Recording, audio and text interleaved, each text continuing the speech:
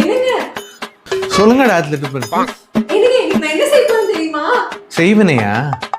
இல்லைங்க, நான் பிரியாணி செய்ய போறேன். ஓ, பிரியாணி செய்ய தெரியுமா உனக்கு? அதெல்லாம் நல்லா தெரியுங்க. ஆனா எவ்வளவு அளவு அரிசி வைக்கணும்னு மட்டும் தெரியலங்க. எவ்வளவுன்னு சொல்லிட்டீங்கன்னா நான் போய் சூப்பரா எல்லாத்தையும் பண்ணிட்டு வந்துடுவேன். ஒரு 1/2 டம்ளர் மட்டும் போட்டுக்கோ. ஓ, 1/2 டம்ளருங்களா? இதோ போறேங்க.